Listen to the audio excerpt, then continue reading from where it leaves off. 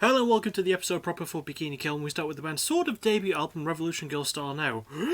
Released in 1991, it was self-released and presumably self-produced as well, because I couldn't find anything on producer, so I'm just going to do that thing I always do. So this one is an oddity for me to cover because it's technically classified as a demo album, but at the same time, none of the songs were put onto another release borrowing the self-titled EP that came out in 1992. But still, I'm counting this as their debut because my show, my rules, fuck y'all. Anyway, the album starts with the song Candy, and alright, to be clear, this album was pressed onto cassette for its release and tried to keep that time period in mind. What that means is, this is that early 90s angst and grunge style of feminist punk, and the way it's produced speaks volumes of that. I think I listened to a new version of the album which adds a few extra songs, but if there is a difference in it sonically, I wasn't really able to tell, and either way I still quite enjoyed it.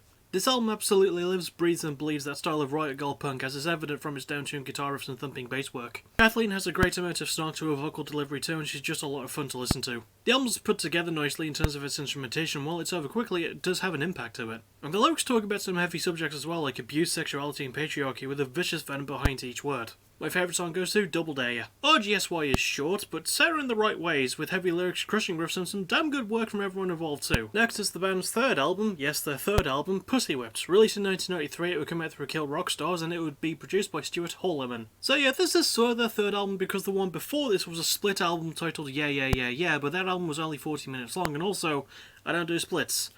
Mostly because I'm way too fat to do them. Once again, I don't have a lot of background for this one, so I'll just start with the first song of this album titled Blood One. The song is a good tone setter for the album, as while their first one had its fair share of punk grunge roots, this one has a lot more of a hardcore influence that would become a staple of their later sound. And that's not just clear from the instrumental work, as the production does a great job of selling it, and man, I'm glad that the band actually got some help for this one.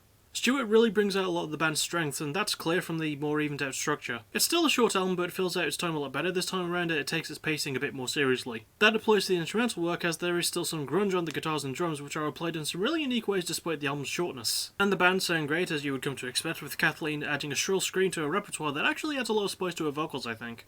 The lyrics cover conformity, sexism and self-love, all spat out in an interesting way. My favourite song goes to Tell Me So. Pussy Whipped is regarded as one of the best girl punk albums of its time, and listening to it, I can definitely hear why. And finally we reach the band's fourth album, Reject All American. Released in 1996, it would come out through the same label and be produced by John Goodmanson. So after their last album, the band garnered a huge following and got to move on to bigger things. Those bigger things included being able to work alongside Joan Jett for some songs, and also constant media hunting to the point of nausea.